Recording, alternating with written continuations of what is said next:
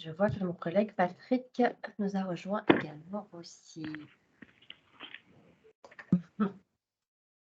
Finalement, tu es à l'heure, Patrick. Oui. Super.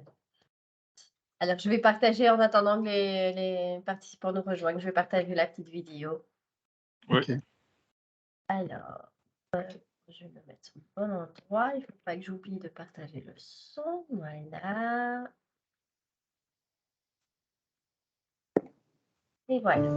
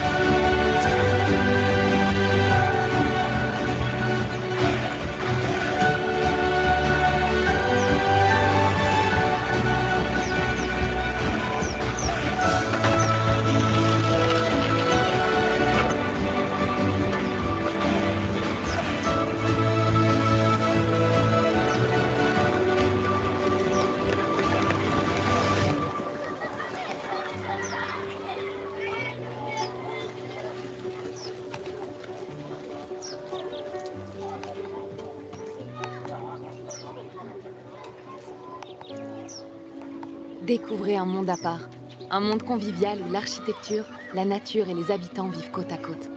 Venez fêter avec nous le centenaire des cités-jardins de la région de Bruxelles-Capitale.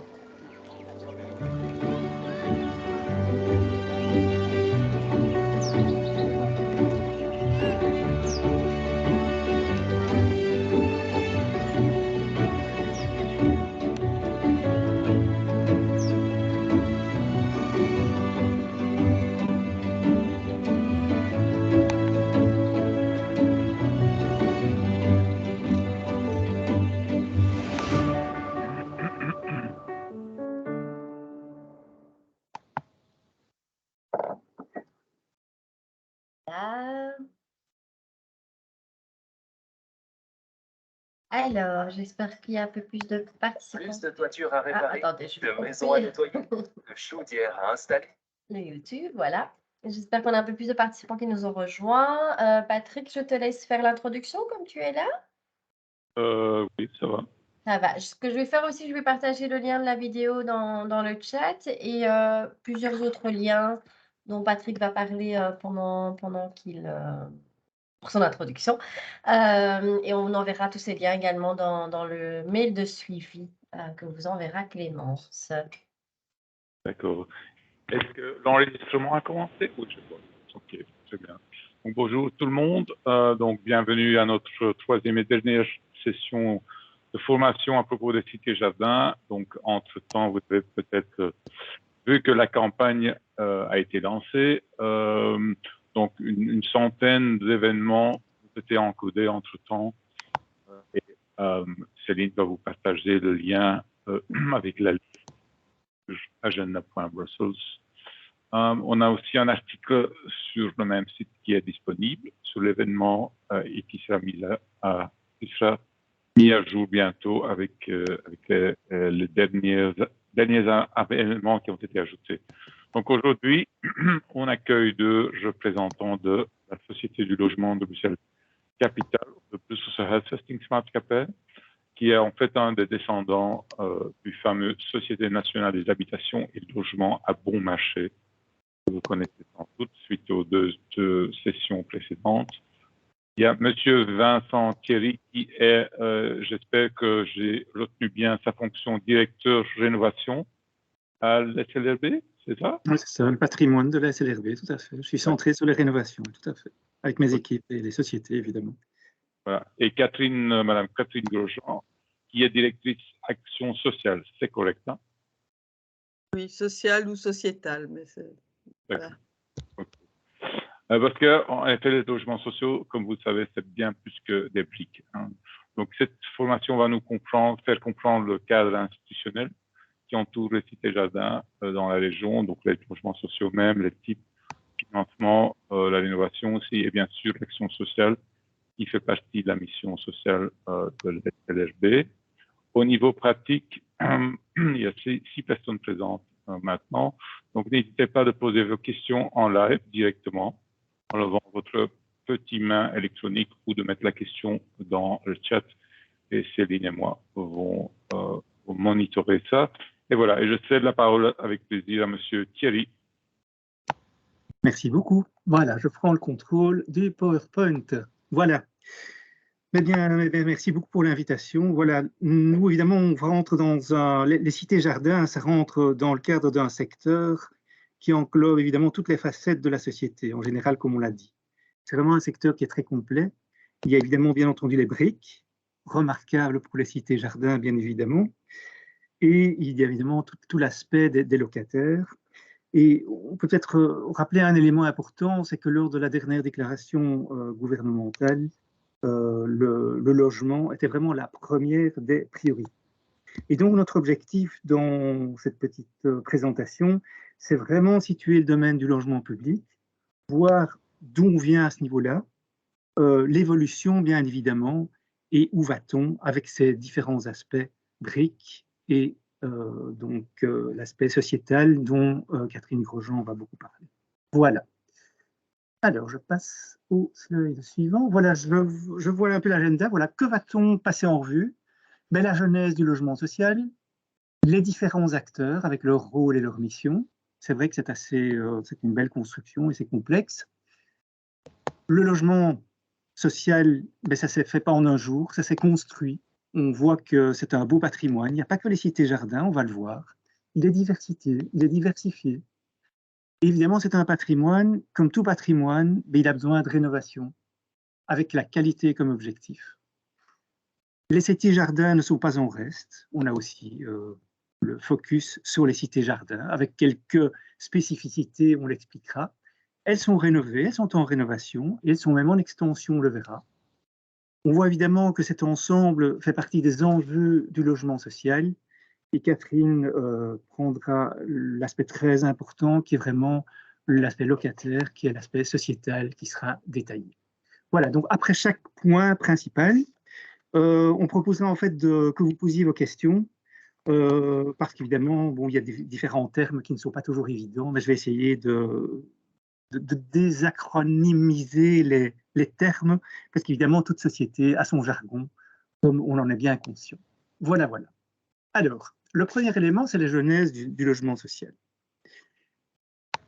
En fait, depuis le début du XIXe siècle, il y a eu un développement industriel assez conséquent, comme on le sait, et dans les villes sont arrivées énormément de personnes.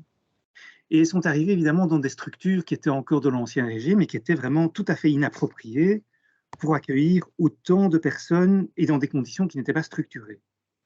D'autant plus qu'en 1830, c'est la création de la Belgique et Bruxelles, et c'est vrai que la région, Bruxelles-Capitale dans son ensemble, devient capitale de cette nouvelle Belgique. Donc encore un attrait supplémentaire. Et donc tout cela évidemment va faire un énorme bouleversement. Et il est évident que face à ça, il y a une prise de conscience qui doit évidemment être prise, et ça a été le cas vers 1860. On s'est rendu compte qu'il y avait une insalubrité dans certains quartiers, que ces quartiers devenaient suroccupés, qu'il y avait un risque d'épidémie, bien évidemment, accentué par la promiscuité. C'est vrai que, voyons le Covid maintenant, mais il y avait d'autres pandémies à l'époque. Il fallait éliminer tout cela, éviter cela. Or, on avait tous les éléments pour que ce soit le cas. Bien évidemment, surpopulation, promiscuité, ça peut éventuellement aussi créer des conflits sociaux. Il y a une véritable misère qui s'est installée, la misère de la classe ouvrière, qui conduit évidemment à des différents problèmes qui sont, bon, malheureusement, prostitution, vol et alcoolisme, qu'on me le dise. Et donc, vers 1900, cette prise de conscience évolue et on se dit maintenant, il faut vraiment passer à l'action. Et passer à l'action, mais c'est toujours le nerf de la guerre, c'est l'argent. Et donc, la Caisse générale d'épargne et de retraite de l'époque a commencé à accorder des prêts pour la construction des logements. Et ça aide évidemment la classe dirigeante du secteur privé et du secteur public de commencer à construire des logements accessibles évidemment à une frange plus pauvre de la population. Et on a eu les premières initiatives communales qui vont donner le jour à des sociétés, des foyers, comme on les appelait déjà à l'époque, notamment à Schaerbeek, Anderlecht, mais à Bruxelles évidemment. Ça, c'était des initiatives communales. Mais à côté de ça, les locataires se sont mis ensemble et ont participé à la création d'autres types de sociétés de logement qui étaient vraiment les coopératives, lesquelles ont pu se créer, bien sûr, de nouveau avec l'aide de la CGER et de cet argent public. Et ça a permis, évidemment, de déjà créer un aspect tout sociétal. Ça s'est fait de manière tout à fait normale, tout à fait logique, tout à fait spontanée. L'argent, la construction des briques, cette idée de faire quelque chose ensemble pour avoir un logement. Alors, j'en arrive à l'institutionnel. Il est clair que peu avant la Première Guerre, on a voulu institutionnaliser ça. Et qu'est-ce que la Belgique s'est dit? Mais il faut vraiment créer une société complète, une société nationale. Malheureusement, ça n'a pas pu se faire tout de suite parce que 14-18 est arrivé et cette idée de créer cette société et de construire et poursuivre et institutionnaliser les logements, ça ne s'est pas fait et au contraire, 14-18, ça a été des bombes et on a vraiment tout cassé.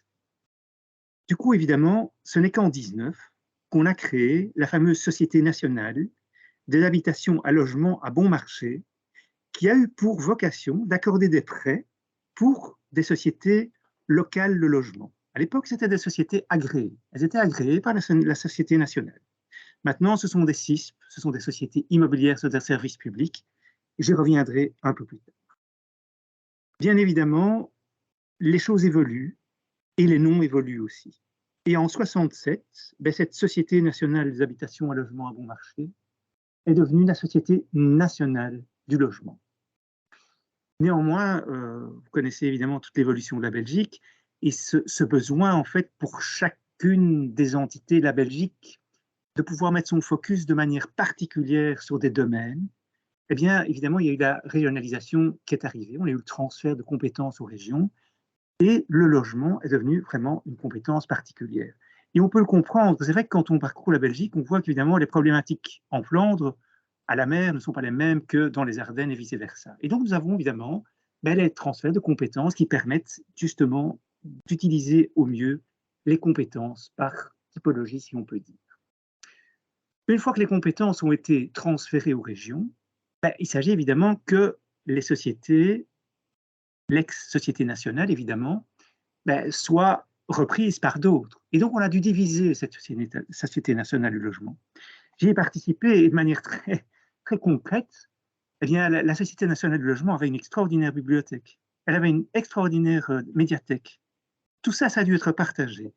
Et d'un côté, c'est un peu dommage parce qu'on avait vraiment quelque chose de très spécifique, très unitaire. Et puis, ça a été partagé, mais chacun y a fait le meilleur qu'il pouvait.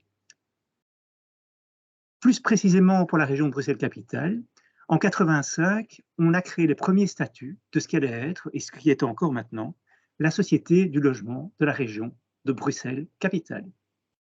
Et en 1989, eh bien, on a eu la naissance de la région de Bruxelles-Capitale, qui a permis évidemment concrètement de dissoudre la fameuse Société nationale du logement et rentrer vraiment maintenant dans le cadre de ce qui est la Société du logement de la région de Bruxelles-Capitale. Voilà, je propose, comme on arrive au point 2, de passer la parole pour voir si vous avez déjà des premières questions sur ce que je viens d'expliquer. Il n'y a pas de questions dans le chat. Bien, je l'écoute là. La conversation. Ça va mieux. Il n'y a pas de questions dans le chat. N'hésitez pas à lever la main si un terme, si vous ne comprenez pas un des termes qui aurait été cité ou si vous avez une petite question, besoin de précision. J'ai une question, effectivement. Je vois que le mot logement, enfin, quand on commence dans l'histoire, c'est des prêts bon marché, mais si on continue, on voit plus le mot social dans le nom des sociétés. Est-ce que la mission a été élargie? Absolument. Donc, en fait, ce qui était intéressant, on va voir, et Catherine en parlera beaucoup, en fait, quand on voit les coopératives de logements sociaux au départ et les cités-jardins, c'est vraiment une extraordinaire construction à tous les niveaux. Et au fond, de manière très naturelle, mais les habitants se parlaient, se rencontraient, créaient quelque chose ensemble. Moi, j'ai des exemples, on me racontait que, par exemple, jusque vers les années 85-86, eh bien, dans les cités-jardins, au mois de septembre, chacun des locataires recevait un pot de peinture. Le jaune pour le logis, le vert pour Floréal, ou l'inverse, j'oublie toujours. Et c'était la grande fête, on repeignait ses châssis, on faisait des fêtes, etc. Et donc, cet aspect sociétal, il se faisait de manière très spontanée. Et puis, évidemment, avec une grande évolution dans la perspective du logement social, qui a voulu, au début de la législature, donc au début, la première législature en 90, a voulu, vu une pauvreté, a voulu mettre le focus sur les personnes qui en avaient le plus besoin. Et donc, on est arrivé à des seuils de revenus qui ont été abaissés. Donc, on ne pouvait plus rentrer dans le logement social de manière différente. Deuxièmement, on a introduit une banque de données régionale qui a fait que c'est le premier inscrit qui rentre, mais évidemment rentrant dans les conditions de revenus. Et on voit en fait qu'alors, ça a évidemment modifié beaucoup de choses et on a mis un ensemble petit à petit de personnes qui avaient quand même des difficultés de tous ordres. Et justement, l'aspect sociétal maintenant, il a pris de plus en plus d'importance, et même déjà dans les années 90. Et donc, pour la petite histoire, il faut savoir qu'à un moment, donc on a un contrat de gestion niveau 1 avec la région, je vais expliquer ça après, eh bien, il y a eu une grande discussion pour savoir si on allait parler de logement public ou de logement social. Et les présidents de l'époque, c'était il y a une dizaine d'années, ont dit non, le mot social doit rester dans nos préoccupations parce qu'il est vraiment essentiel. Et donc vraiment, la Société nationale du logement, évidemment, faisait cet élément fondamental, et la Société du logement de la région de Bruxelles-Capitale, bien évidemment, reprend à son compte cet élément qui est vraiment primordial et qui est vraiment le répondant des briques. Voilà, je ne sais pas si j'ai répondu à la question. Oui, merci, mais donc ça veut dire que le mot social ne se trouve pas dans le titre, plus dans le titre, si j'ai bien compris. Dans le titre de la SLRB? Oui. Ah non, tout à fait. En fait, il est dans les missions de la Société de logement de la région. Oui, absolument. La Société de logement de la région de Bruxelles-Capitale, son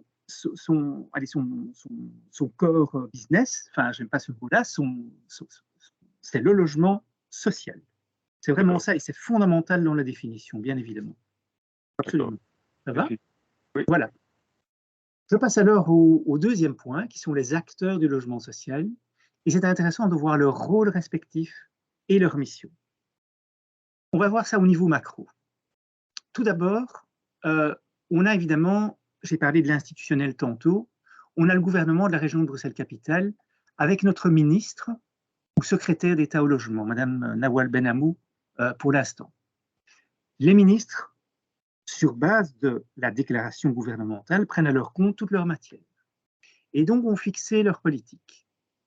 Et notre ministre de tutelle, Madame Benamou, a constitué un plan d'urgence logement, le PUL.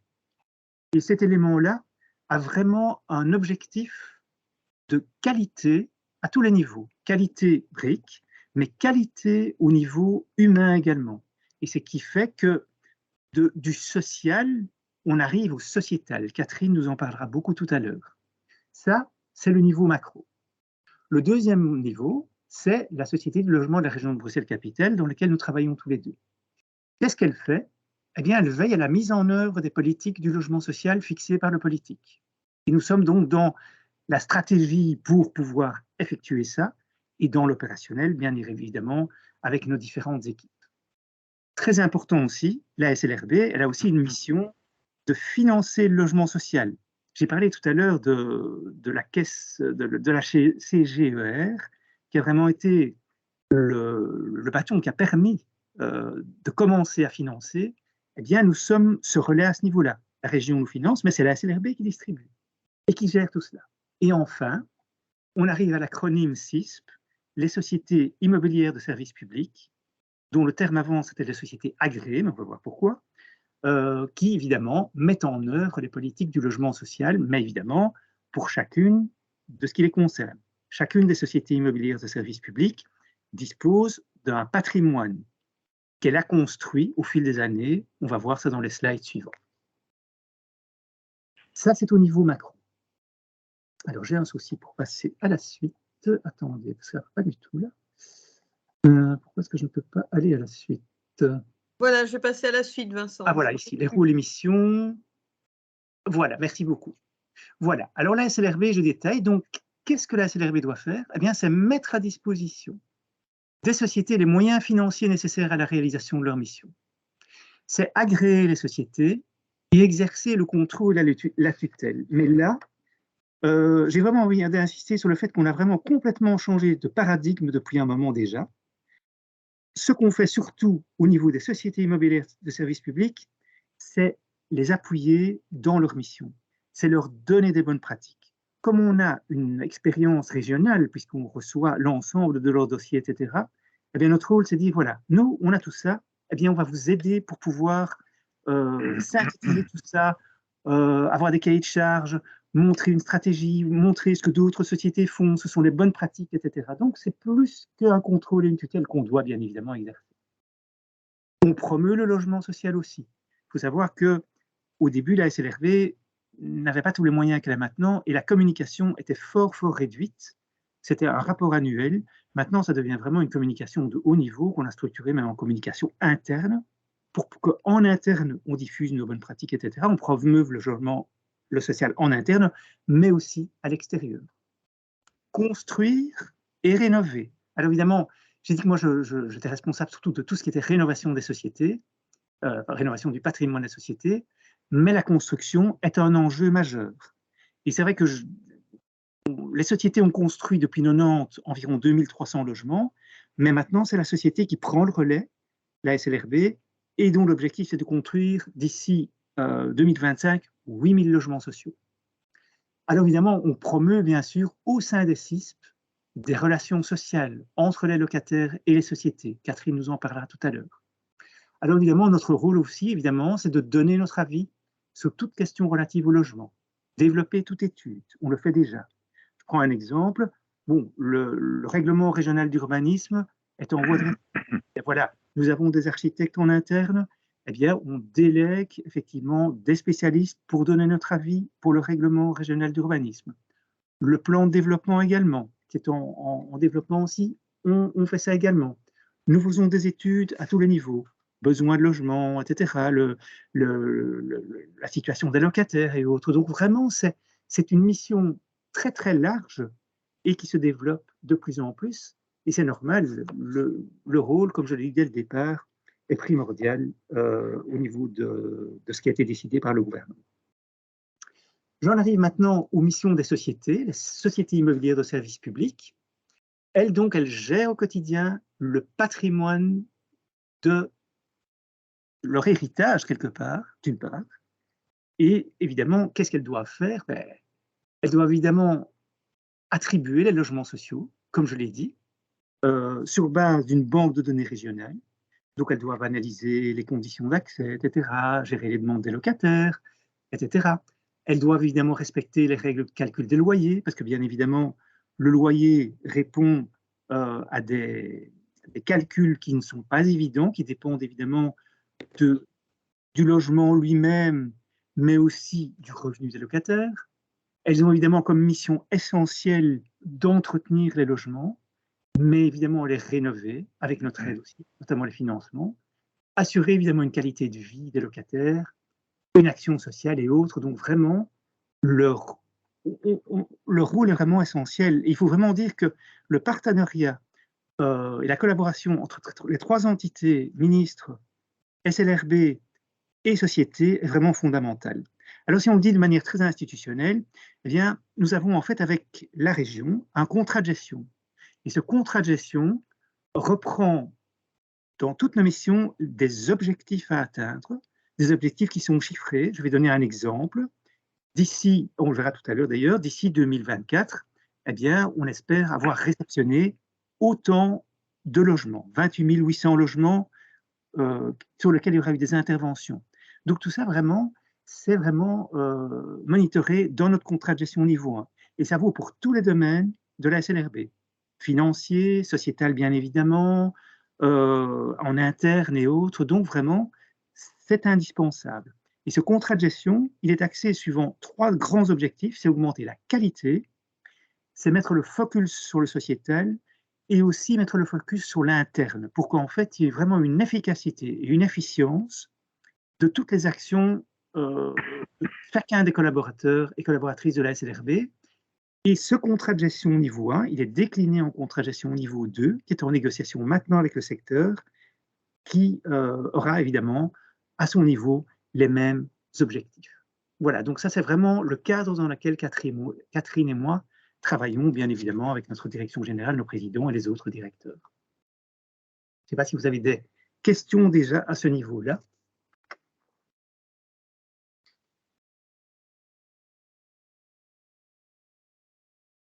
Tout est clair.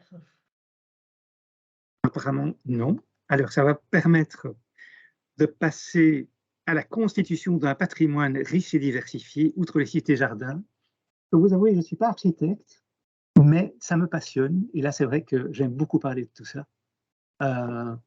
Mais bon, voilà. J'ai dit tout à l'heure que c'était une lente construction depuis 1900, création de la SNL, 1908. Et qu'est-ce qu'on a pu remarquer? Eh bien, c'est qu'il y a des grandes vagues de construction de logements sociaux à Bruxelles. Il y a eu les années 20, donc on voit 1900, 1910. Ça, c'était avant qu'on casse tout, 1911, 1920. Et puis voilà, c'est intéressant de voir que la Société nationale a été mise elle a été créée, voilà, 1920, 1930. On commence à construire vraiment. Et puis ça se poursuit. Et on voit que dans les années 50, 60, on est reparti avec des grandes vagues. 60, 70, des grandes vagues. C'est vraiment les grandes cités. Il y a Peter Boss, Cité Modèle, on le verra après. Et puis on est reparti en 71, 80, avec de nouveau des grandes cités. Et puis on va maintenant de manière plus ponctuelle dans la ville. Et on continue 91, 2000 de manière de plus en plus ponctuelle. Et puis évidemment, de 2001 à 2010, mais les dents creuses et les grands espaces se raréfient. Et donc évidemment, maintenant, c'est la chasse au terrain pour construire, mais c'est la chasse évidemment aux dents creuses pour pouvoir exploiter le maximum du patrimoine, bien évidemment. Alors, j'essaye de passer à la dia suivante. Je n'y arrive pas. Vous avez toujours le contrôle? Peut-être que vous pouvez reprendre mais je vois pas. au-dessus. Ah voilà, j'y suis. Ok, parfait. Voilà. Et alors ici, ce que je voulais montrer sur cette petite carte qui représente la région de Bruxelles-Capitale, eh bien voilà, on a vraiment des grands sites. C'est la cité modèle de Laeken, où on a 1412 logements. C'est une cité splendide qui a vraiment été reprise en main dans les années 2010 pour à la fois la rénover de manière systématique et l'étendre encore maintenant. On a des grands sites, vous allez certainement entendre parler du site Versailles, du logement bruxellois, du Val-Maria, qui se trouve aux confins de Bruxelles, plutôt en allée de Roverenbeek. On a évidemment le Terre-Delta, qui est une magnifique cité aussi, du foyer scarbécois, avec l'agriculture et autres. Plus proche de nous dans le temps, l'habitation moderne avec tout son quartier Constellation. Capelleveld, qui est une magnifique cité moderne, une cité, cité jardin, mais aussi la cité de l'amitié, qui est très très spécifique, puisque c'est une cité qui a été construite dans l'optique d'accueillir un maximum de personnes à mobilité réduite, un peu dans le style, je le verrai après, dans une des dias d'ailleurs, un peu le style Louvain-la-Neuve, qui est une ville piétonne. Eh bien, on a voulu, justement, pour accueillir ces personnes à mobilité réduite, refaire un peu cette petite ville en miniature, justement là-bas. Les cités jardins, le logis Floréal, pour ne pas les citer, bien évidemment. Le Homborg à Uccle, avec ce plateau. Pour petite histoire, en fait, la Société nationale du logement, elle a créé 3 grands réserves foncières. Il y a eu le Zavelenberg, à l'entrée de Bruxelles, l'autoroute, on le voit encore, il y a des moutons. Il y a eu le plateau du Homborg et il y a eu le terrain des Dames Blanches. Alors, le Zavelenberg, ben, il a été classé au début de la législature et donc on n'a plus pu y construire. Le Homborg, là, il était construit petit à petit et on va encore développer 90 logements dessus. Et les Dames Blanches, eh bien, ça c'est le grand espoir de pouvoir y construire les logements et ce sera notre dernière construction, enfin du moins à cet espace. Alors on revient ici maintenant dans le centre de Bruxelles avec des grands sites, Querelle, le Rempart des Moines. Le Rempart des Moines, ça il faut le savoir, c'est 5 grandes tours plus une salle de sport. Et les bâtiments sont obsolètes et ils vont être complètement refaits, démolis, mais de manière très très intégrée, avec, on referme l'îlot, mais on y met différents équipements, une participation des citoyens dans différents éléments, etc. Ça va être une magnifique reconstruction. Donc vraiment, là, c'est très bien aussi. On a le Peterbos, évidemment, qui est un grand site, qui est en profonde reconstruction aussi, avec des abords, les contrats de quartier qui vont nous aider, des équipements et autres. Et je terminerai alors avec, évidemment, tout ce qui est Molenbeek, avec la grande tour Brunfaux qui est en réfection, et évidemment des sites qui ont été construits, vous voyez, 1349 logements. J'en arrive maintenant à de manière plus détaillée et avec des photos. C'est historique. Qu'est-ce qu'on voit? Ben, vous voyez Anderlecht. Quand je parlais d'un patrimoine riche et varié, ben, regardez. On a ici, si on voit la dia en dessous, on voit bien le foyer anderlechtois, on voit, si on agrandit ça, c'est un peu difficile, on voit les années. C'est la rue de la démocratie. Ça a été rénové dans les années, où la tour passe, 1995. Magnifique immeuble également. On passe maintenant un peu plus loin, dans la forêt de Hulst, du logement bruxellois. On voyait vraiment la ville de Bruxelles.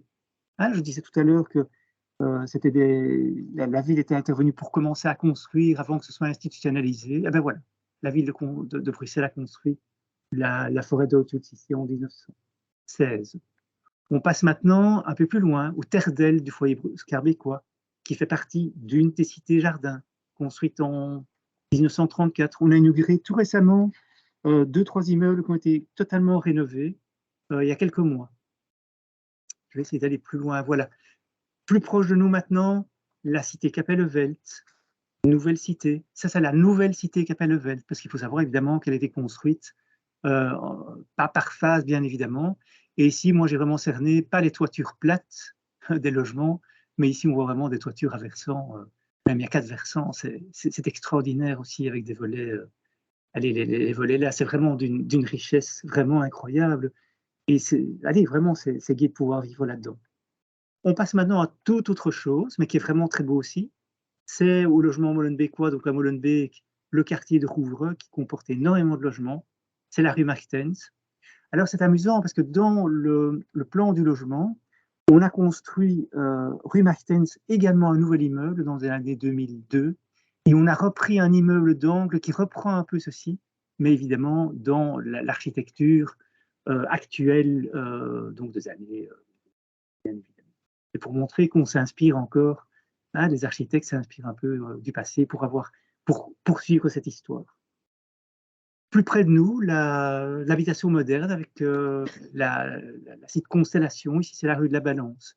On voit qu'on arrive évidemment de nouveau avec des maisons, mais qui jouxtent aussi d'autres habitations d'immeubles qui ne sont pas des grands immeubles qu'on verra plus tard, qui font partie de la société également. Alors on passe ici plus proche de nous à Logega, donc c'est à Jet, non c'est Gansoren, excusez-moi. Logega est une société immobilière service de public qui travaille sur Jet et Gansoren. Et c'est un immeuble qui a été construit en 1959 et dont la rénovation vient d'être terminée, on le voit ici, de manière actuelle. On a essayé d'un peu mettre de la gaieté avec des couleurs sur cet immeuble. Je passe au suivant, si j'y arrive. Non, j'y arrive pas. Ah voilà, la cité modèle dont j'ai parlé, qui a commencé en 1963 au moment de l'exposition, mais qui est en extension. Ici, c'est très très intéressant parce que on voit ici en fond 4 tours qui ont été construites toutes récemment. Et ici, en avant-plan, des tours existantes qui ont été rénovées. J'ai dit tout à l'heure que la cité modèle était en rénovation depuis 2010. Eh bien voilà, les tours en amont ici ont été, ça fait partie de ce plan de rénovation qui va encore se poursuivre certainement jusqu'en 2030. J'essaie de passer à la dia suivante, mais je n'y arrive pas. Pourquoi? Voilà. Alors, la Cité de l'Amitié, en bord de Soignes, c'est la société en bord de Soignes, qui date de 78. J'en ai parlé tout à l'heure. Cette société est cette Cité, par contre, de l'Amitié, excusez-moi, est en réfection. Il y a une première phase qui va être réceptionnée tout prochainement.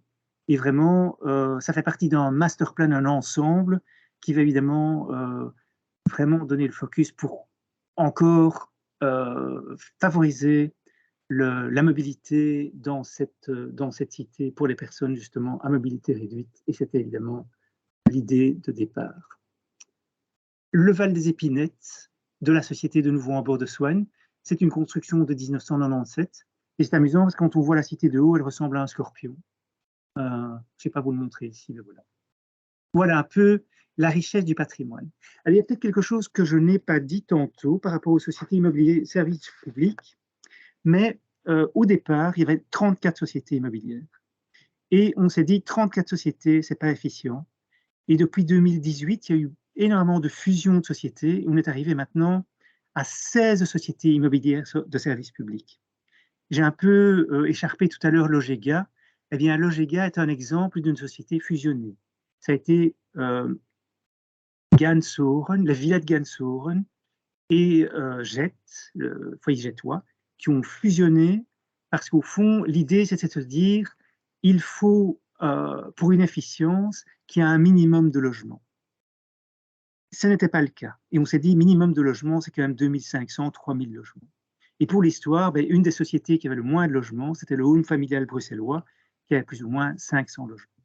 Et donc voilà, cette fusion a permis justement, et permet justement qu'il y ait une économie d'échelle. Et voilà, c'était un élément important à dire aussi, dont je ne vous ai pas parlé tout à l'heure. Est-ce que vous avez des questions de nouveau sur ce point? Je vois une question, monsieur Thierry. Ah oui. Alors Il y là, avait une question. oui, je vois la différence entre les sites qui sont des coopératives, celles qui ne sont pas au niveau de vos relations avec eux. Alors là, pas du tout, parce qu'on traite les sociétés immobilières de services publics de la même manière. En fait, c'est leur mode de fonctionnement qui évidemment est différent. Et j'ai parlé tout à l'heure de la fusion des sociétés il y a tout juste 2 minutes. Eh bien, Comencia, pour ne pas le nommer, a repris dans son mode de fonctionnement justement le mode coopératif, avec justement le home familial qui était vraiment très très porté en la matière. Et Comencia est en fait une société qui était une fusion au départ de Assam Sorello, qui étaient des sociétés coopératives aussi. Et puis qui a été chercher dans son patrimoine des sociétés, notamment, qui a pris du patrimoine dans une société coopérative, dont aussi la Cité moderne, une partie de la Cité moderne. Mais c'est son mode de fonctionnement interne qui, justement, donne une plus grande part d'intervention des locataires, puisqu'ils ont une part dans la société. Mais sinon, au niveau relation avec elle, il n'y a aucune différence, bien évidemment. Et au niveau sociétal, bien évidemment, Catherine en parlera plus à ce niveau-là, avec les liens. Mais voilà, sinon, il n'y a aucune différence, vraiment. Et pas d'approche différente. On les traite de la même manière au niveau patrimonial, au niveau financier, au niveau suivi et autres. Voilà. Alors, si on peut une autre question, évidemment, dans le centenaire, on a sélectionné surtout des jardins des années 20 avec ce modèle, ils sont inspirés par ce modèle utopiste avec des aménagements comme des écoles, des jardins pour qu'ils puissent pousser leurs propres légumes et tout ça.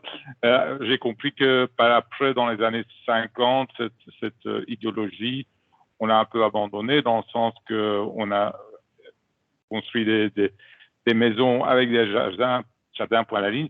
Et donc, je me demandais maintenant s'il y a des constructions récentes avec des jardins que vous les montrez maintenant. Dans quelle mesure est cette idéologie ou cette utopie des jardins des années 20 est reprise? Mais je suppose que Catherine Grosjean va en parler à la fin. Si on se centre sur le côté patrimoine, j'ai expliqué tout à l'heure en fait qu'évidemment le terrain se faisait rare. Donc, les constructions de maisons individuelles, ça devient vraiment quelque chose d'exceptionnel. Alors tout à l'heure, j'ai parlé du plateau du Homborg, mais je montrerai dans l'évolution des cités du reste. Là, effectivement, ce sont des maisons individuelles. Et il y a à la fois des maisons qui ont été rachetées, parce qu'il faut dire que la SNL construisait non seulement pour louer, mais il y avait encore cette idée d'ascenseur social et de fait qu'on permettait aussi de gens d'acheter, bien évidemment. Eh bien, dans la cité du Homborg, il y a toute une partie qui a été construite, et c'était la Société nationale terrienne, du reste, qui construisait des logements pour les habitants. Mais alors, toute la partie location, eh bien, ce sont des maisons aussi. Et on va essayer de construire environ 90 maisons sur le plateau du Homborg, avec justement des maisons avec des jardins. Mais sinon, ça reste vraiment totalement exceptionnel et on est obligé de faire plutôt des ensembles, mais qui ont des abords. Et là, Catherine en parlera énormément. L'idée abords rentre dans le plan d'urgence logement aussi. Il y a la brique, mais évidemment, les abords, ça, Catherine en parlera. Oui, je vais peut-être intervenir. Bien sûr. En fait, l'aspect d'avoir des lieux collectifs et du lieu de vivre ensemble, d'activités, etc., ça dépendait toujours un peu de l'impulsion du maître de l'ouvrage et des différentes, ce qu'on appelle CISP, et aussi de ceux qui donnaient l'impulsion, parce qu'à l'époque moderniste, que ce soit au niveau de la cité modèle à Laken, qui ne date pas de 1920, mais qui est arrivée dans le cadre de l'Expo 58, ou même du Peter Boss, nous avons des locaux culturels, nous avons des théâtres, il y a des rez-de-chaussée dans lesquels il y a des lieux collectifs, et bien sûr, la notion de potager pour assumer un complément financier avec une augmentation du confort, hein, les Golden 60s, etc., les potagers, même dans les cités jardins, sont plutôt devenus des jardins d'agrément que des lieux de production. Donc, ça varie très fort d'une société à l'autre, mais par exemple, une société qui, comme Encia, Vincent, avant qu'il y ait la fusion sur Nederover-Beek. Ah oui, c'était le home familial bruxellois. Le home familial bruxellois, au niveau du directeur gérant et des actionnaires, il y a toujours eu une réelle volonté de développer le collectif, le social, etc. Donc, il y a des impulsions différentes, il y a des modes d'avoir des interactions sociales qui évoluent, et il y a l'aspect du foncier qui est de plus en plus cher, ça c'est clair, mais ça dépend d'une société à l'autre, et je dirais, comme à l'image des coopératives, c'était la volonté de politiques ou de gens avec des esprits d'entreprise et qui avaient une vision, et c'est ça qui porte le projet. Et ça a traversé les époques, mais sous des formes un petit peu différentes. Maintenant, il faut dire, moi je suis arrivée là dans les années 90, c'est qu'avec une augmentation du confort moyen et avec quand même un individualisme qui a tendance à s'augmenter, même quand on a des locaux communs, même en y mettant de l'action sociale, c'est pas facile. C'est pas facile. Voilà. Mais on ne l'a jamais tout à fait oublié, si vous voulez. On Donc, n'a c'est pas jamais...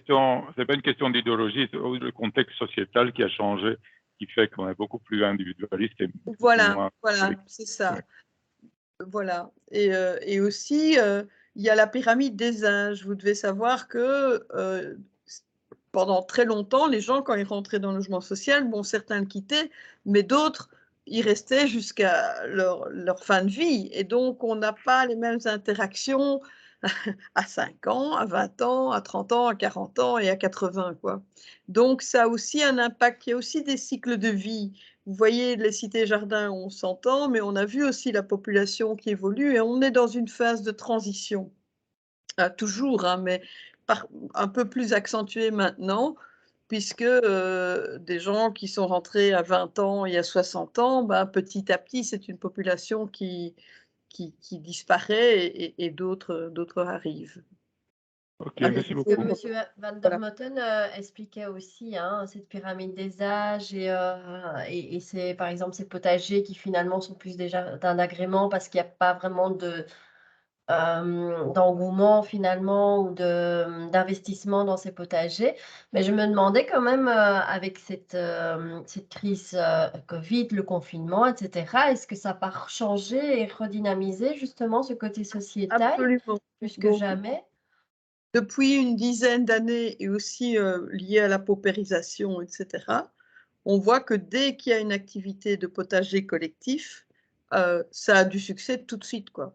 Donc pour Oui. le moment, on en a une petite quarantaine et il y a 20 ans, on n'en avait peut-être plus que 20. Donc ça reprend pas uniquement pour des questions écologiques, mais aussi pour des questions liées économiques. Et oui, et avec enfin, j'entends encore la radio aujourd'hui qui ne parle que d'augmentation des prix. Je suppose que du coup, enfin, voilà, ce genre de dynamique vont de nouveau, en tout cas, avoir de l'engouement et Et beaucoup plus de sens, oui, évidemment. oui. Et c'est encouragé. Nous avons aussi des partenariats avec Bruxelles Environnement et où on essaie de faciliter ce genre Mhm. de choses. Mais j'en parlerai après. Oui, oui, finalement, mais c'est gai. Mais c'est amusant parce que l'histoire est un éternel recommencement. Je parlais tout à l'heure, c'est vrai qu'il y a un autre partenaire enfin, institutionnel qui était la Société nationale terrienne qui construisait les logements. Et là, c'était vraiment des maisons. Et il faut savoir que le minimum de surface de ces maisons qui étaient construites avec des prêts hypothécaires pour les gens, eh bien, il fallait au moins 5 heures. Et le jardin, là, le propriétaire s'engageait à y mettre un potager et y mettre des poules. Ça, c'était vraiment un engagement pour pouvoir obtenir le prêt hypothécaire de la part de la Société nationale terrienne. Et donc, c'est vrai qu'au fil du temps, ben, ça n'a plus été nécessaire. Il y a eu les GB et tout ça, hein, les grandes surfaces. Et on arrive maintenant ben, à ceux qui ont ça, qui ont quelque part un peu de la chance. C'est vrai, comme dit Catherine. Ben, voilà. Alors, je vois en fait que je vous ai privé, avant de passer, je vous ai privé de la houlette qui a été construite en 2004. Ça, c'est amusant, c'est sur un bassin d'orage à Ouderghem. La cité modèle en extension et enfin une dernière construction, cité Volta à Binôme, dans la cité Volta, c'est à Ixelles. Voilà. Alors, je passe maintenant au patrimoine en rénovation constante avec la qualité comme objectif. Je l'ai évoqué tout à l'heure. Je vais essayer, voilà, je vais essayer de passer au slide suivant. Voilà ici. Ici, c'est quelques chiffres. Je ne vais pas m'attarder là-dessus. C'est pour montrer en fait que j'avais parlé tout à l'heure de notre objectif du PUL, hein, du contrat de gestion niveau 1. Eh bien, on voit que pour l'instant, les sociétés, nous gérons 272 projets. C'est 658 millions d'euros. Et en fait, on a déjà terminé 12 000, des interventions sur 12 256 logements. Et alors, comme vous le voyez, il y a 3 types de rénovations. Des rénovations complètes, on fait vraiment tout, que ce soit la maison, le logement, si c'est un immeuble, etc. Ou des rénovations d'enveloppe. Comme vous le voyez ici, l'enveloppe, ça devient évidemment majeur parce que, outre évidemment le coût de la vie, pour la nourriture, ben, il y a le coût de l'énergie, évidemment. Donc là, on a un focus là-dessus. Et évidemment, le remplacement de toutes les techniques, bien évidemment. Vous voyez vraiment, là, on a quand même une manne financière assez conséquente. Et voilà, on doit vraiment gérer ça avec les sociétés pour garder ce patrimoine et le développer. Alors, c'était intéressant de voir ce que ça donne au niveau financier. Regardez, on a déjà engagé depuis 2019 on a terminé et payé 138 millions d'euros pour toutes les rénovations du parc social. Et il faut savoir aussi que les sociétés mettent leurs fonds propres aussi, ça je ne compte pas non plus. Mais voilà, je trouve que c'était vraiment très important de montrer ça, parce que ça montre que voilà, ça vit le logement. Et j'en arrive alors maintenant aux cités-jardins rénovées en rénovation et en extension. Et là, par rapport au slide précédent, je voudrais quand même montrer qu'en matière de cités-jardins, j'ai regardé avec mes collaborateurs et collaboratrices, on a vu que depuis 2002, pourquoi 2002? C'est parce qu'à partir de 2002, la région nous a donné beaucoup plus de moyens.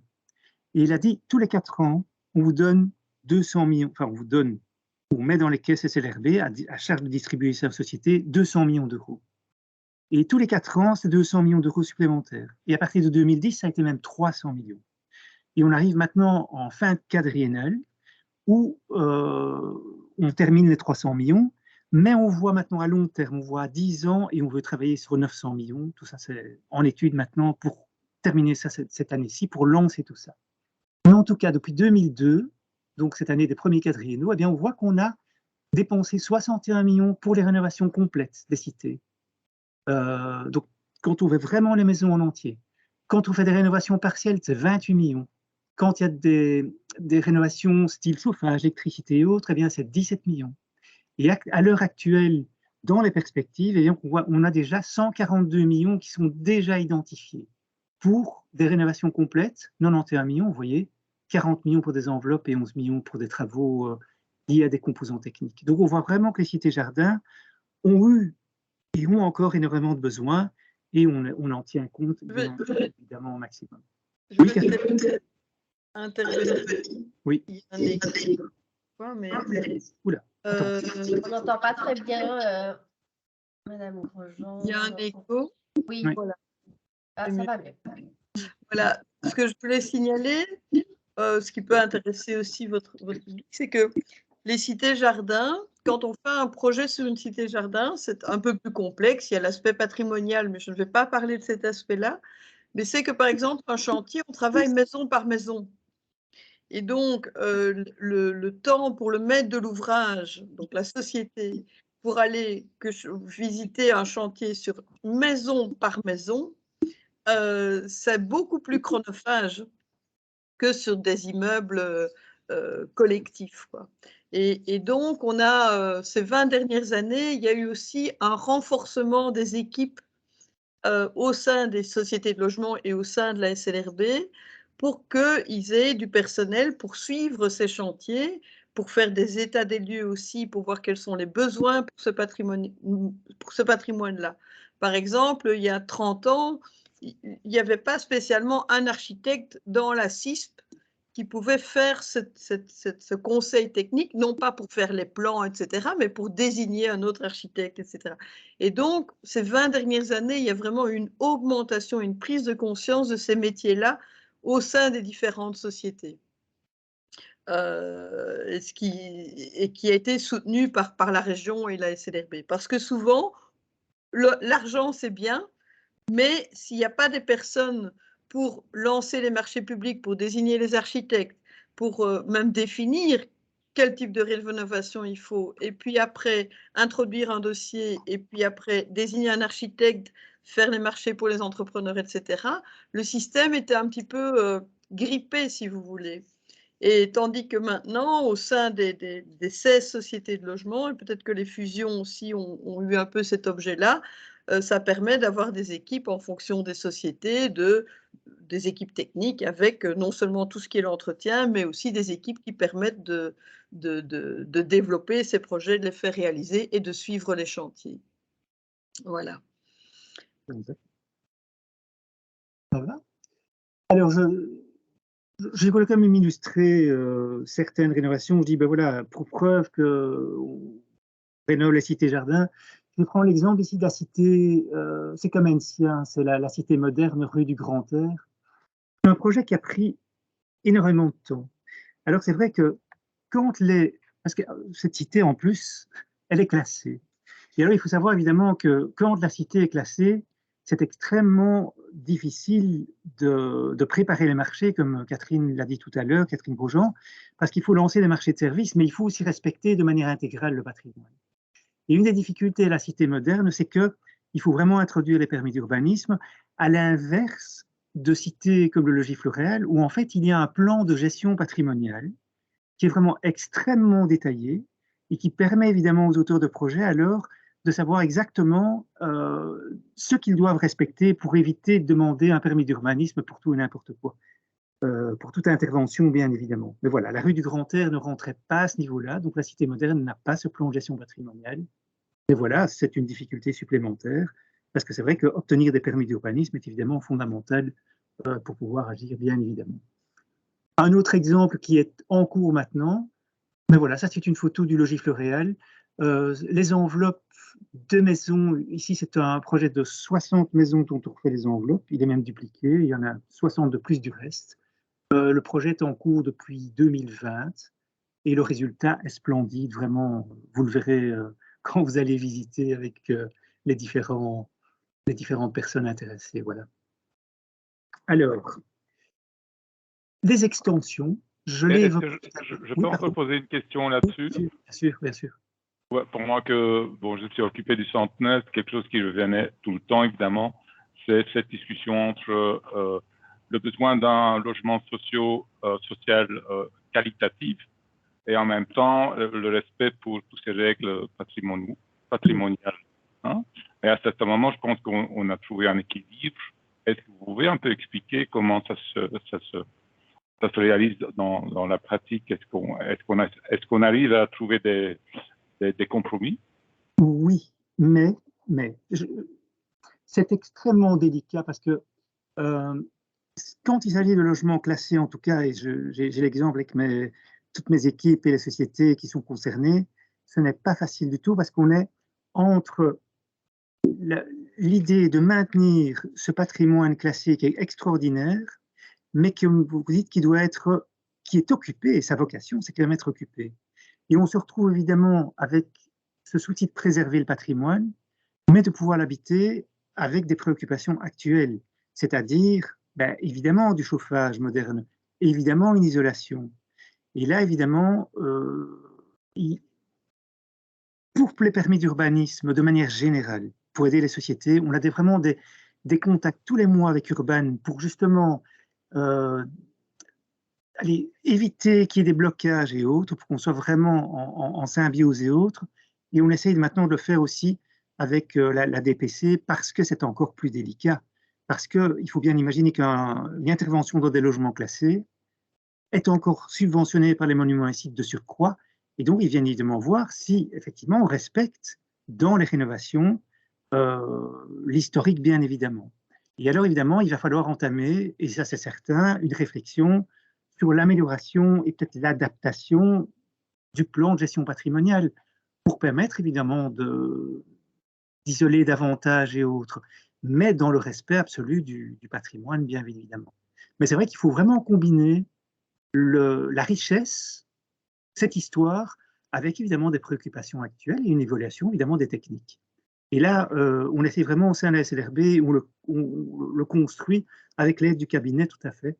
Ça, c'est vrai que j'ai dit que la région nous aidait beaucoup, mais là, on essaie vraiment de construire vraiment un partenariat avec Urban et avec la DPC qui soit le plus efficient possible, le plus efficace possible. C'est un dialogue permanent depuis plus de 20 ans, ouais, où chacun essaye de trouver la meilleure équation possible, sachant évidemment que les questions énergétiques et climatiques prennent de plus en plus d'importance, et on se compris. Par contre, au niveau de la SLRB, on veut clairement, je dirais, défendre le logement social aussi, enfin, que ces cités-jardins restent des cités sociales, c'est-à-dire ayant pour objet de permettre à des personnes à bas revenus de pouvoir avoir un logement, et aussi, j'en parlerai un petit peu, de pouvoir être dans un contexte qui les permette de grandir ou de reprendre leur vie en main, et de pouvoir, ou que leurs enfants puissent aussi être dans un contexte qui soit favorable à un bon développement, quoi. Mais l'équation n'est pas facile et c'est dans un dialogue permanent avec parfois un peu des moments tendus et puis on trouve des compromis et voilà. Et peut-être qu'effectivement, il y a 10 ans, on disait: «Ah mais les cités-jardins, on n'entretient pas» ou que fait la fonction publique? Et je crois que parfois on a pris quelques années de plus pour essayer de trouver le meilleur compromis possible. Et est-ce que tous les cités-jardins sont protégés de la même façon? Non, Il y en a non, qui sont, ouais. non, non. Il y en a qui sont sur liste de Exactement. sauvegarde. La Et ça, région, parfois, ouais.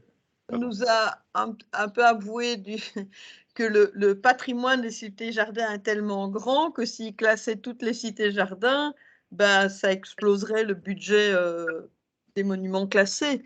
Mais ce n'est pas parce qu'elles ne sont pas classées qu'elles n'ont pas été entretenues ou qu'on n'essaye pas d'y porter un certain soin. Enfin, ça varie d'une société à l'autre. D'accord. Merci, très intéressant.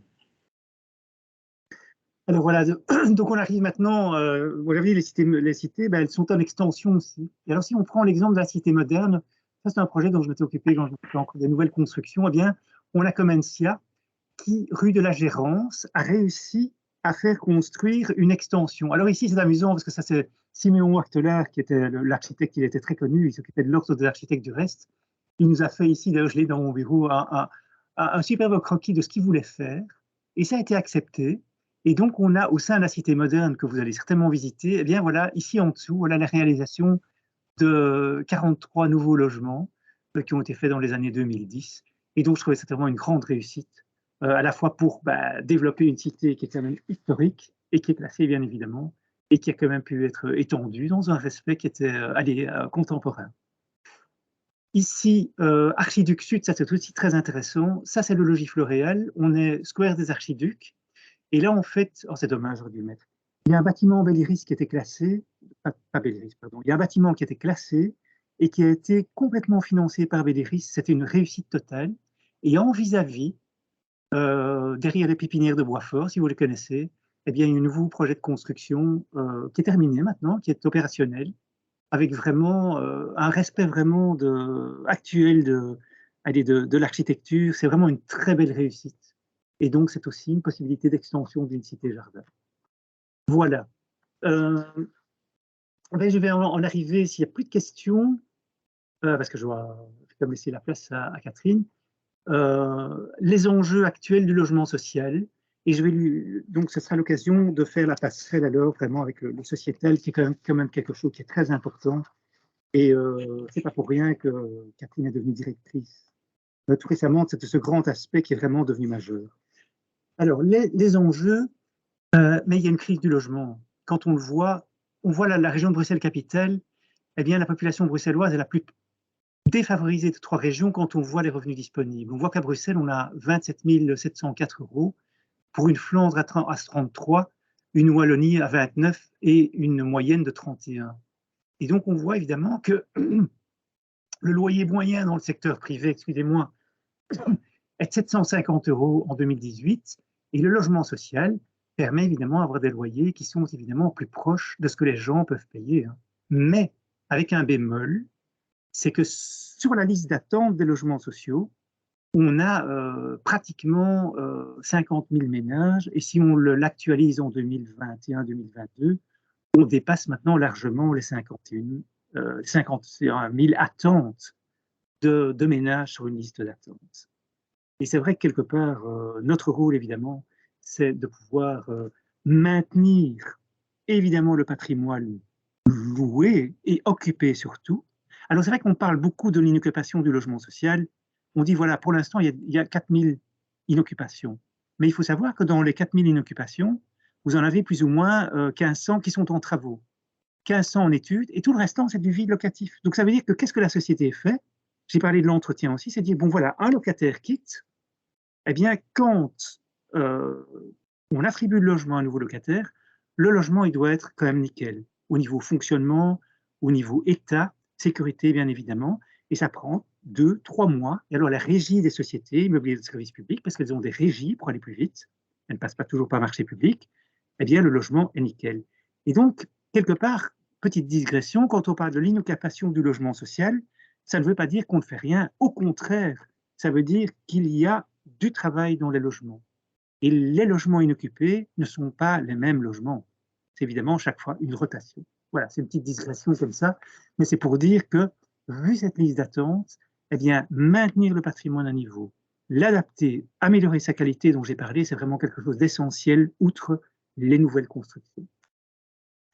Alors, j'arrive à l'avant-dernier slide, pour ce qui me concerne, c'est montrer ici combien le logement, le financement que chacun des ménages doit mettre est vraiment primordial dans le budget des ménages. On voit que eh bien, c'est 33% des revenus, et ça monte même dans les percentiles les plus bas à 41% de leurs revenus. Vous imaginez, donc c'est vrai que c'est pour ça que le logement abordable est vraiment quelque chose d'essentiel. Et c'est vraiment un des enjeux évidemment primordiaux, bien sûr. Et donc j'en terminerai avec les constats, bien évidemment. C'est que le plafond de revenus, il est vraiment très bas, et donc il y a peu de mixité sociale qui arrive au niveau financier. Mixité financière, bien évidemment, au sein du logement. Et les quartiers avec trop peu de mixité, ça entraîne évidemment les problèmes sociaux dont j'ai parlé au tout début, dans les années 1860. Et évidemment, c'est compliqué aussi de construire du logement social dans les communes avec revenus plus élevés. Ça, on s'en est rendu compte également. Et j'en terminerai avec évidemment le changement d'approche. Dans notre nouveau contrat de gestion dont j'ai parlé, eh bien, la mixité sociale dont on parle beaucoup, eh bien, c'est pas qu'on le barre, que du contraire. On veut encore, on trouve que c'est tellement important cette mixité sociale qu'on bascule vers une interactivité sociale dont Catherine va nous parler. Et on veut encourager ça avec cette convivialité.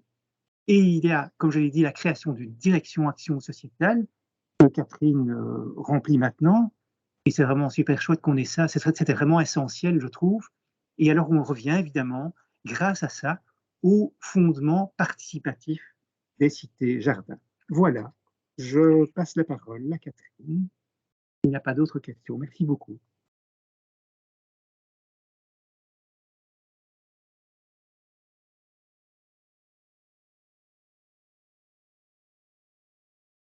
Il faut juste ouvrir votre micro, Catherine. Voilà. Merci, merci Vincent. Je vais donc prendre le relais par rapport à l'action sociétale. Effectivement, pourquoi sociétale et pas uniquement sociale? C'est vraiment pour montrer le lien entre le bâti, le territoire et la façon d'habiter. Social semblerait être plutôt, voilà, on s'occupe des gens parce qu'ils ont un problème, on essaie de trouver une solution. Alors, on le fait bien sûr aussi, mais c'est plus large que ça et tout à fait à l'image de ce qui a été pensé par les précurseurs. Alors, pour cette action sociétale, on a entre autres, attendez, parce que je dois faire apparaître le texte, voilà. Bon, donc cette direction action sociétale, bon, il y a des actions qui existent depuis bien longtemps, hein, qui ont percolé au cours des années, mais elle existe depuis le 1er novembre 2021, donc c'est tout récent. Et une des premières actions et réflexions, c'est d'avoir une vision sur le territoire et qu'est-ce que ça représente. Parce que depuis des années, on a pu obtenir des financements pour rénover, pour améliorer la qualité des enveloppes, pour construire, mais sans avoir tout à fait la visibilité au niveau du territoire et des espaces partagés, ce qu'ils représentent. Et donc, assez récemment, l'étude n'est pas terminée, on a identifié qu'aux alentours des logements sociaux, il y a 335 hectares. Donc, c'est plus grand que la commune d'Etterbeek ou que la commune de Saint-Gilles. C'est un énorme territoire.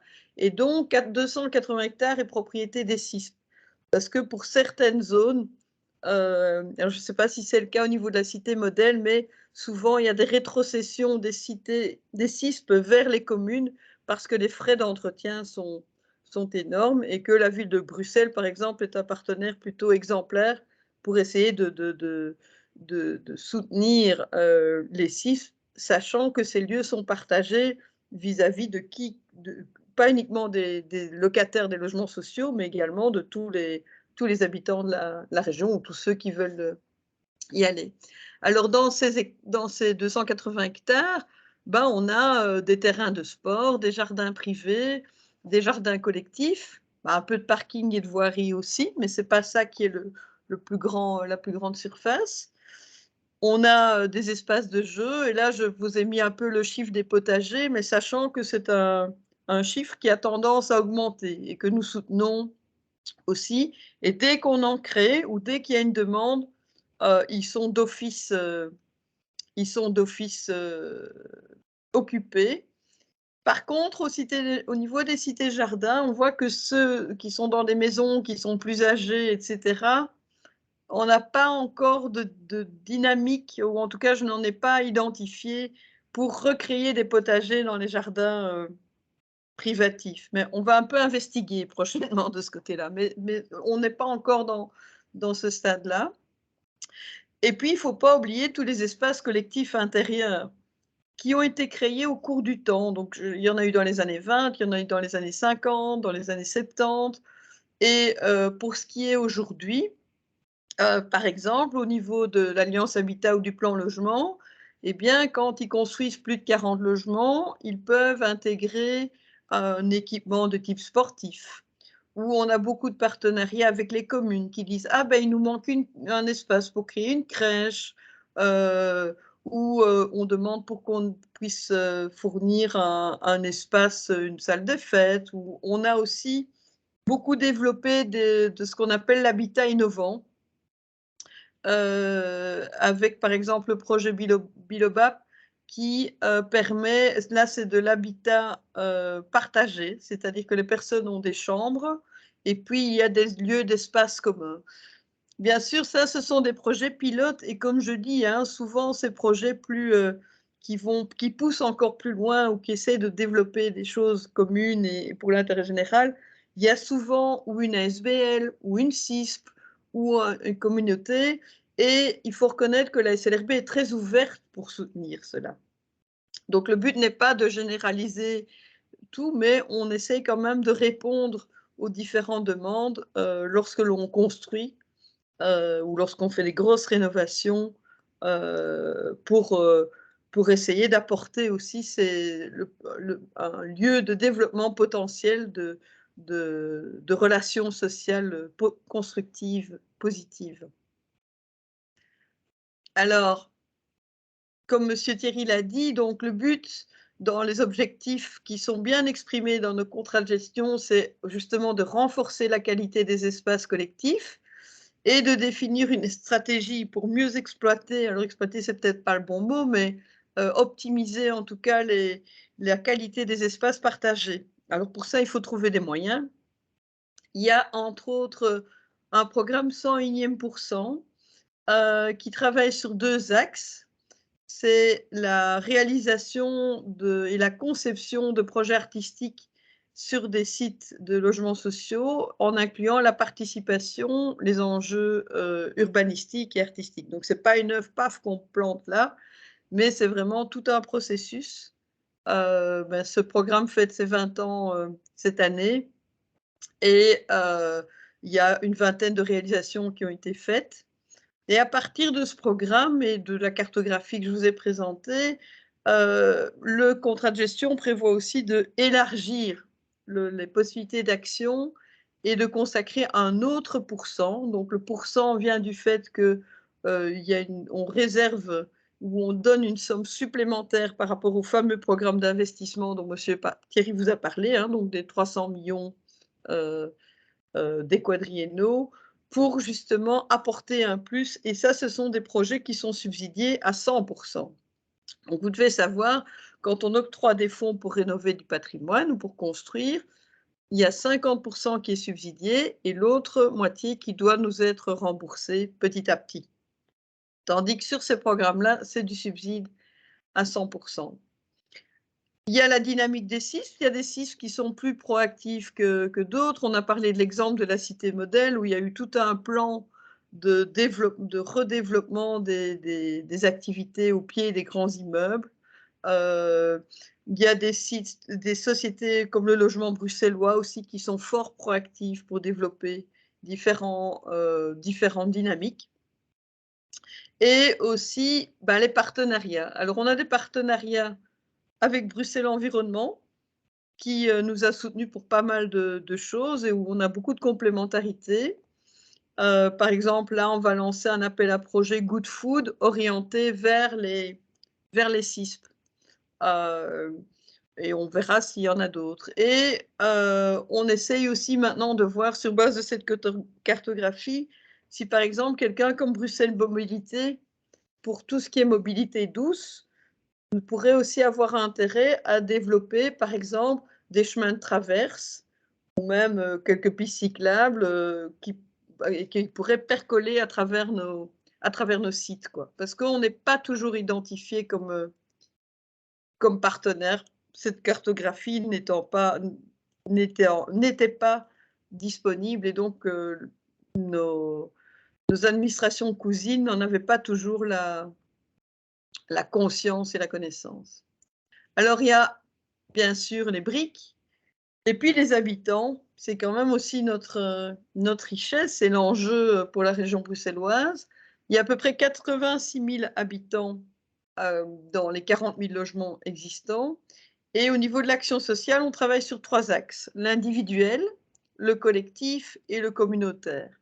Alors, si je ne prends que les personnes qui travaillent sur ces 3 axes-là au sein des CISP à travers les projets de cohésion sociale, il y a déjà à peu près 200 travailleurs sociaux qui travaillent à différents niveaux. Sachant que les 2 objectifs principaux dans cette action sociale, c'est, alors là on a repris un mot un peu nouveau, c'est l'empowerment. Avant c'était, on aurait pu dire la responsabilisation ou, enfin il y a pas mal de termes hein, avec des connotations un peu trop paternalistes ou des choses comme ça. Mais ici, c'est vraiment la capacité aux locataires de se mettre en action et de pouvoir devenir enfin, de pouvoir avoir les moyens de diriger un peu sa vie, quoi, et de pouvoir améliorer et peut-être sortir d'une situation qui est peut-être parfois difficile. Et de même, la cohésion sociale, qu'elle soit entre les habitants et entre les habitants et les autres, les locataires des logements et les autres personnes qui parcourent les sites. Alors les moyens, bien toujours, ça dépend assez bien de la dynamique des CISP. Certains ont été précurseurs de façon continue, d'autres s'y investissent plus. En tout cas, toutes s'y investissent beaucoup plus. Jusqu'à 10-15 ans, certaines CISP disaient ben, « ça, c'est pas notre métier ». Voilà, je vais mettre les habitants, pardon. Ça, ce n'est pas notre métier. Nous, c'est le logement, on doit déjà rénover, etc. Et puis, petit à petit, on est quand même tous revenus à l'évidence que c'est indispensable de prévoir ces axes-là. Au niveau des moyens aussi, la région et à travers la SLRB soutient ce qu'on appelle l'action sociale individuelle. Elle permet de mettre à disposition des assistants sociaux qui vont voir en fonction des besoins, des demandes des habitants. Ça peut être des questions de gestion de dette, de santé mentale. Donc, chaque CISP a 1 ou 2 ou 3 ou 4 assistants sociaux, dont certains sont mis à disposition via le SASLS, qui permettent d'aider le locataire dans ses problèmes au niveau individuel. Nous avons aussi 32 projets de cohésion sociale qui sont des projets où une société de logement et une ASBL s'associent pour développer un programme d'action qui peut être une école des devoirs, organiser des cafés papotes, pour vraiment contribuer au vivre ensemble. Ou également, on a parlé de potager collectif, par exemple, et parfois ça peut être aussi aller chercher dans un quartier des partenariats, que ce soit une bibliothèque, que ce soit un centre culturel, que ce soit un centre de sport, et pour que les habitants puissent tisser des liens avec les différents réseaux du quartier, sans forcément, le but n'est pas mettre une étiquette, «Ah, vous êtes locataire de et donc vous avez droit à», mais de plutôt contribuer à ce qu'il y ait une plus grande perméabilité entre les différents habitants d'un quartier. Les cocolos, ça, c'est intéressant aussi, et ça vient aussi quand même dans le même esprit que les coopératives. Et là, c'est intéressant. Donc, au niveau des coopératives des années 20, ce qui était intéressant, c'est que chaque coopérateur, chaque locataire est coopérateur et donc a une part de la société, ce qui lui permet d'être, je dirais, au courant de ce qui se passe dans les conseils d'administration des CISP et apporter son impulsion ou ses remarques par rapport à des projets, par exemple, de rénover un quartier ou d'apporter un équipement ou des choses comme ça. Ce n'était pas le cas dans les sociétés des nations communales, et il y a une vingtaine d'années, pour essayer de créer cette dynamique-là, maintenant, pour être honnête, ce n'est pas facile, on essaie de donner l'opportunité aux locataires de devenir représentants d'autres locataires au sein d'un conseil qui lui-même peut alors accéder à une partie des conseils d'administration des CISP pour émettre des remarques ou des avis ou pour être informé de ce qui s'y passe. Alors, par exemple, les élections vont avoir lieu le 17 septembre. Eh bien, on a récemment envoyé à 60 000 locataires, c'est-à-dire à peu près tous les locataires qui ont plus de 16 ans et qui peuvent voter, pour voir s'ils veulent, certains, s'investir pour représenter les habitants et se présenter aux élections qui auront lieu au mois de septembre, pour justement participer à cette vie de la société en étant actif, et ce fameux empowerment qui voudrait activer. Au sein des coopératives, il n'y a pas plus tard qu'hier, il disait qu'il voudrait aussi relancer cette prise de conscience et cette dynamique-là. C'est pas facile, donc ça va demander aussi un investissement, de voir peut-être en information, en formation, en suivi, de mettre les personnes en capacité de comprendre ces mécanismes décisionnels, hein, parce que pour tout un chacun, c'est pas toujours simple, et de pouvoir mieux augmenter leur participation dans la vie des sociétés de logement. Voilà. Alors ici, j'ai remis quelques exemples, voilà, de types d'activités. Pardon, j'ai été trop vite. Qui vont, c'est vraiment multiple, hein, donc on peut avoir de l'école des devoirs ou du soutien scolaire, des potagers collectifs, les fameux cafés papotes. Alors là, ça n'a l'air de rien, mais par exemple, au logement bruxellois, dans certains des grands immeubles, ils mettent une table au rez-de-chaussée avec une personne et une tasse de café, et quand les gens rentrent et sortent, ils commencent à créer du lien, s'arrête, l'autre s'arrête. C'est clair qu'être sur le lieu, c'est vraiment important. Dès qu'on est un petit peu loin, qu'il faut sortir, c'est plus compliqué de créer du lien social. Mais voilà, tous les moyens sont bons pour y arriver.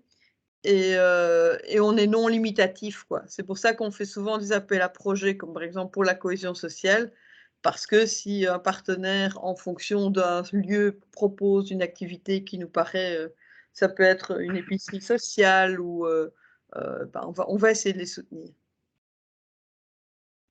Voilà. J'avais une question qui me venait pendant la présentation, puisqu'on parle, enfin vous avez parlé, on avait eu ces discussions aussi dans la session précédente du vieillissement de la population dans certaines cités. Est-ce qu'il y a des projets pour des logements adaptés à des personnes plus âgées dans les cités-jardins et finalement qui serait mieux, enfin surtout pour des personnes qui vivraient plutôt dans des maisons à ce moment-là avec escalier, etc., qui serait mieux adaptées à leurs besoins et qui serait une alternative à devoir aller dans peut-être des maisons de repos qui sont en général très très chères en plus et du coup qui libérerait des logements pour peut-être des familles qui pourraient bénéficier des maisons et la personne resterait quand même dans sa cité-jardin qu'elle connaît, qu'elle a toujours Oui. connue. Alors, je pensais qu'il y a une vingtaine d'années, on innovait dans ce cadre-là, mais j'ai lu récemment justement un livre sur le logis, le Floréal, et où on voit que dans les années déjà, fin des années 60, il y a eu cette préoccupation qui a fait qu'on a construit des immeubles à appartements, avec des plus petits appartements, pour justement induire et avoir cette dynamique-là que des personnes plus âgées, qui ont plus difficile de vivre dans une maison, à qui on donne l'opportunité d'avoir accès à un logement plus facile quand on est vieillissant et qui permet de libérer un logement plus grand pour des familles. Donc, il y a cette dynamique-là et il faut savoir aussi que depuis quelques années, on essaie de favoriser les mutations. Donc, très longtemps, on ne bougeait pas, je dirais, jusqu'à aussi une vingtaine d'années. Quelqu'un qui était là, il était là, et c'est comme si la personne était un peu propriétaire du bien et jusqu'à jusqu'à son décès. Oui. Et vu quand même les besoins de la région et aussi le fait d'être plus pertinent, parce qu'une maison, ben, c'est quand même pas si facile que ça à entretenir et en étant vieillissant. Donc, même s'il y a quelque chose qui protège les personnes âgées, donc au-delà d'un certain âge, on ne peut pas forcer quelqu'un à déménager. Mais par contre, on peut lui proposer des alternatives qui peuvent lui convenir en termes de facilité de logement. Donc, on a quelques expériences et on le fait à travers les mutations. Et puis, on a un projet, c'est senior aussi, côté Nederoverenbeek, Vincent, si je ne m'abuse, où on a justement, sous l'impulsion de la CISP, transformé des appartements qui étaient assez petits. On a fait sur 2 niveaux, c'est un immeuble années 70, tous des petits flats. Et en chaque bout de couloir, on a mis des équipements. Donc, on a par exemple mis un équipement d'une salle de bain, vraiment pour permettre à des personnes, même presque grabataires, de pouvoir avoir des soins, etc. Et à un autre étage, il y a un bureau avec un accueil. Et à l'étage inférieur, il y a comme un grand espace pour les repas, etc. Donc, ce n'est pas une maison de repos, mais il y a quand même beaucoup de possibilités qui font qu'une personne, je dirais, qui a son esprit, mais qui a des difficultés physiques, peut rester là vraiment jusqu'en fin de... Oui, dans le quartier qu'elle Jusqu'en a fin de... toujours connu et Voilà. je réfléchissais aussi parce que, j'ai encore vu, un appel d'un partenaire, il manque cruellement aussi de logements, pour les étudiants et je sais qu'il y a, cette nouvelle, tendance à, mettre des personnes âgées, des étudiants ensemble pour que finalement se crée une dynamique entre elles, et qui s'apportent l'un à l'autre parce que ça apporte autant à l'étudiant qu'à la personne âgée. Est-ce que ce serait une idée pour les logements sociaux qu'il y ait, ce genre de dynamique qui soit, finalement, développée et Alors, oui, là, je ne sais pas, Vincent, mais ce qui est complexe, c'est que, si vous voulez, la personne à qui on octroie un logement social ne peut pas faire, entre guillemets, commerce, location, et ouais. voilà, et que s'il y a une autre personne, donc je sais qu'on essaye de trouver des pistes pour avoir le plus de souplesse possible, mais ici, ça devient un petit peu délicat parce qu'on doit faire un contrôle au niveau des attributions, hein. Donc, il y a 30 ans, on a créé les délégués sociaux et je peux vous dire qu'en région bruxelloise, on accède à un logement à travers comment on doit vraiment montrer ses revenus, etc. Et c'est pas parce qu'on est copain avec Pierre, Paul ou Jacques qu'on va rentrer. Bon, voilà. Donc, et c'est d'autant plus important qu'il y a 50 000 familles sur liste d'attente. Oui, c'est ça. Voilà. Donc, on a parfois quelques exceptions et on a des conventions pour quelques logements, par exemple, en cas pour protéger des femmes battues, par exemple, ou des choses comme ça. Donc ça, on ouvre un petit peu à ça, mais on essaie qu'il n'y ait pas pour finir tellement d'exceptions que pour finir, notre système serait encore plus engorgé. Donc, très honnêtement, c'est un peu compliqué au niveau de notre secteur parce qu'alors aussi les revenus s'ajoutent. Enfin, vous allez me dire, les étudiants n'ont pas toujours des revenus, mais c'est complexe. Donc là, ce sont vraiment au niveau d'arrêtés particuliers, au niveau des attributions de logements, de conventions, etc. Mais ce n'est pas quelque chose qui est poussé pour l'instant. On va plutôt chercher. Ça pourrait être pour rester dans la logique finalement du côté logement social pour des étudiants qui bénéficient de bourses parce qu'ils ont les parents auraient des bas revenus et comme ça on reste dans une cohésion aussi à ce niveau-là. Ah oui. Oui, oui, mais c'est une bonne idée, mais ce qu'on veut quand même éviter, c'est faire des niches, parce que sinon, comme dit Catherine, effectivement, on va déroger la liste d'attente. C'est très délicat de faire des catégories comme ça. Alors, c'est vrai que dans certaines régions, à Louvain-la-Neuve, par exemple, il y a des logements sociaux que je connais, et là, en fait, ils font des logements kangourous. Mais encore une fois, c'est très spécifique aussi. C'est vrai que rien n'empêche une personne, parce qu'il faut savoir que les vieilles personnes qui occupent une maison, après 65 ans, il n'y a rien qui les oblige à partir. Il y a une protection. Et donc, il y a des chambres excédentaires. Donc, quelque part, s'ils ne font pas payer, ben, les personnes peuvent venir. Mais quelque part, on pousse de plus en plus les personnes qui sont avec des chambres excédentaires de quitter les maisons et aller dans des logements rénovés. J'ai un exemple de l'habitation moderne, c'était vraiment assez touchant. Ils ont rénové tout un complexe de logements Pléiades. Et quand j'ai été inauguré, il y avait un couple de personnes âgées qui avaient quitté une des maisons et qui accueillait lors de l'inauguration les gens et qui s'étaient dit, nous allons devenir les ambassadeurs des mutations parce que nous avons eu tellement de chance avec nos enfants, ils sont partis maintenant, nous prenons de l'âge et nous mettons dans des logements qui sont plus adaptés et on libère une maison. Mais sinon, effectivement, c'est vrai qu'il n'y a pas de niche. Et c'est vrai que tout à l'heure, effectivement, Catherine parlait de Versailles. Et là, en fait, l'immeuble a été dédié à des seniors avec une aide, c'est l'AVJ, hein, c'est l'aide à la vie journalière. Là, il y a des gens qui viennent spécifiquement pour ça.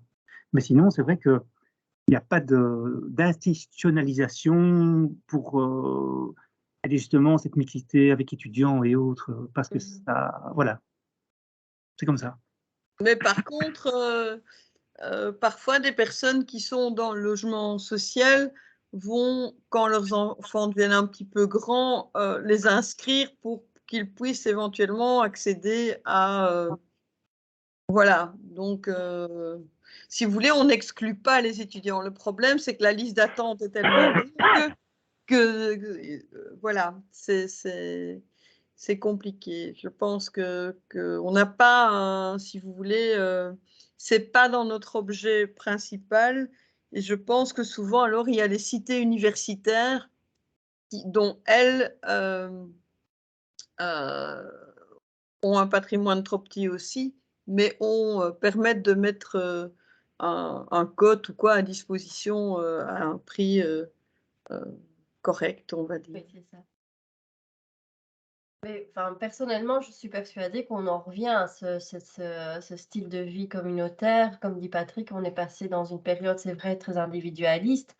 Mais enfin, moi, le nombre de personnes, de jeunes que j'entends autour de moi qui veulent vraiment vivre en communauté et qui ont ce projet de créer eux-mêmes leur propre communauté. Enfin, je suis, comme vous dites, c'est des cycles, mais je pense que là, on est vraiment dans un nouveau cycle où on retourne vers ça et vers l'entraide, enfin, voilà. Mais merci beaucoup pour la présentation. J'ai adoré personnellement parce qu'on sent vraiment votre passion derrière.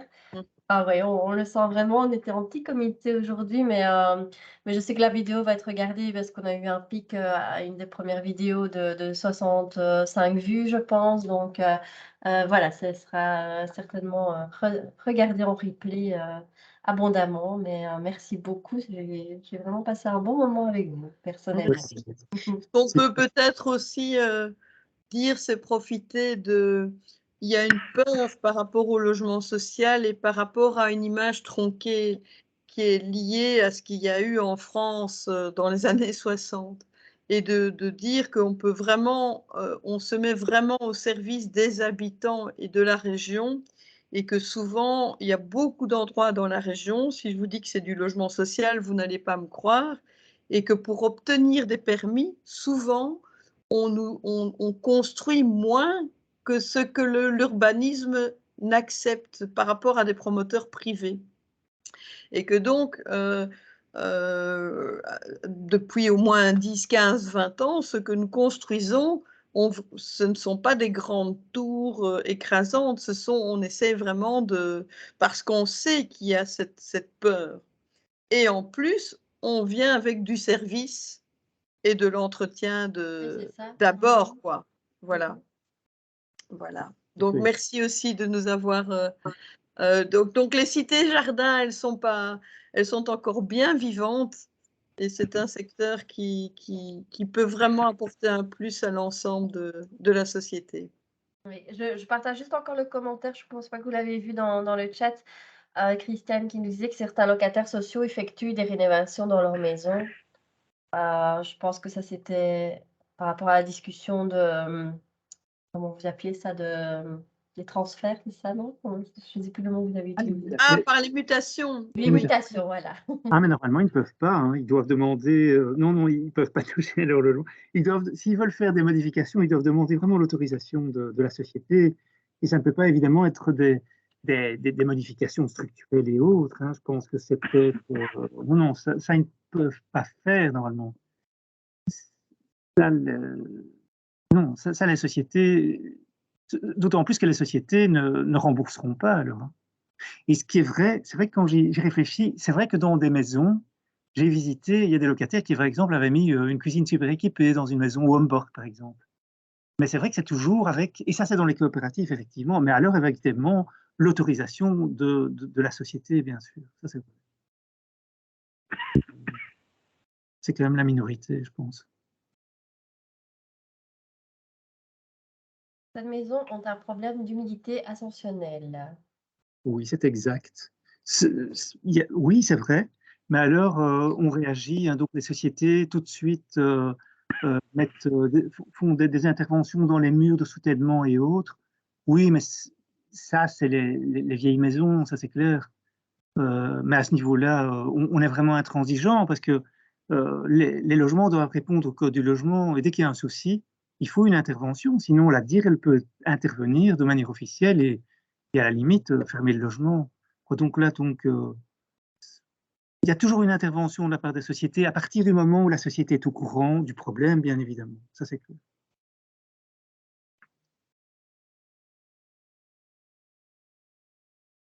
Je vais peut-être vous laisser prendre la parole, Christiane, comme je vois que vous avez plusieurs commentaires, ce sera plus simple si vous pouvez ouvrir votre micro. Oui, j'y suis presque. Ceci, peut-être comme ça. Voilà. Oui. Bonjour, j'habite au Floréal et je parle avec des locataires et des propriétaires et donc j'ai mis dans le chat quelques-uns des soucis qui reviennent souvent. Donc, les rénovations, j'ai eu la réponse, ils ne peuvent pas, c'est bien ce que j'avais compris. Je vous assure qu'il y en a qui font ça tout sérieusement. Hein. Ils font des transformations de la cuisine et de la salle de bain sans vraiment se rendre compte que c'est interdit. C'est pas interdit, c'est-à-dire qu'il faut l'autorisation de la société, c'est ça que je voudrais dire. Ça, c'est quand même important. Il faut pour tous travaux dans les logements loués, il faut un accord et un accord de la société. Et effectivement, je vois que vous avez un problème d'égout, mais vous savez que dans le logis Floréal, attendez, c'est Vivaqua. qui va intervenir pour l'ensemble de la cité. Et ils sont en pourparlers, mais c'est très compliqué. Effectivement, mais Vivaquois doit faire les interventions, ça vous avez raison, sur environ 3000 logements. Donc, c'est exact. Oui, s'il y a moyen d'un peu les encourager. En fait, à un certain moment, on leur avait posé la question pourquoi est-ce que le Floréal n'est pas sur la liste de rénovation des égouts? Ils nous ont répondu on n'avait pas de plan, alors on a supposé qu'il n'y avait pas d'égout. C'est en cours, ça je suis certain que c'est en Oui, cours à Vivaquois. mais il faudrait un peu que ça avance parce que ça fait au moins 15 ans qu'on en parle. Il y a des gens qui ont eu des eaux pluviales dans la cave, les eaux usagées dans la cave. On voit très bien que les gens de la CISP ne s'en sortent pas. Que ça n'avance pas. Je veux bien croire que c'est complexe, mais ça fait 15 ans que j'entends dire que c'est complexe. Et je peux vous montrer une lettre d'un directeur gérant de l'année 2013 où il écrivait aux locataires et aux propriétaires que les démarches, il allait en faire et que c'était du concret. Et ça, c'était en 2013. Donc, si vous, de votre côté, vous puissiez un peu pousser, parce que les égouts, vraiment, c'est sale, ça pue et ça court dans la rue. Hein, et ça court dans la rue, dans les venelles. Et si par hasard ça arrive pendant qu'il y a des visiteurs et des touristes, vous allez faire bonne impression hein, quand le papier toilette court dans la rue. Ok, mais en tout cas, on suit ça, parce que bon, donc, comme dit dans mes équipes, chaque architecte est référent d'une société, et effectivement, on suit l'avancement. Mais la difficulté ici, c'est que c'est comment dire, il n'y a que Vivaquois qui peut intervenir, puisque c'est vraiment la société officielle qui gère ces égouts. Mais c'est en cours. Franchement. Oui. Est-ce qu'il y aurait moyen de faire une petite... Vous pouvez peut-être voir ça après, parce que ce n'était pas le but de la session ici. Ah oui, sorry, ce n'était pas le but. Non, non. Domaine qui est plutôt de la réponse de la société, donc ça, c'est vraiment délicat. Oui, mais je vais vous laisser prendre contact peut-être en dehors de cette session alors. Est-ce qu'il y avait d'autres questions sur la présentation en elle-même? J'avais encore quelques questions, mais je pense qu'on va tout doucement fermer la session. Oui, parce qu'on a déjà dépassé le temps. Voilà. Ok. D'habitude, je fais un aperçu, un résumé de ce qui s'est dit, mais je pense que c'était assez clair. Moi, j'ai surtout retenu dans le contexte des cités jardins que cette idée, cette idéologie, qu'elle existe toujours et que ça évolue vers un nouveau concept d'interactivité sociale ou sociétale, pardon. Et donc là, je trouve ça très intéressant dans le contexte du centenaire, en fait. Donc un grand merci aux intervenants pour leur temps et pour la préparation. Oui. Donc un lien va être de cette formation va effectivement être envoyé aux participants d'aujourd'hui, mais aussi aux autres inscrits des autres sessions. Hein. Oui, alors sont des invités. Envoyé demain ou début de semaine prochaine, du coup. Oui. Et donc, on remettra le lien de la petite vidéo que vous avez vue en introduction, des différents articles aussi que vous avez retrouvés dans le chat ici. On remettra dans le mail de suivi également. Comme ça, vous pourrez vous-même partager cette vidéo et ces informations dans votre réseau. Okay. Merci pour votre accueil. En tout cas, c'est gai de pouvoir faire ça avec Catherine. On a pu un peu exposer notre passion. C'est vrai, effectivement. C'est très chouette. Ah oui, ça se sent. Ouais. Voilà. Merci beaucoup. Oui. Au revoir. Et puis, voilà, on se voit sur le terrain, du coup, hein, puisque ça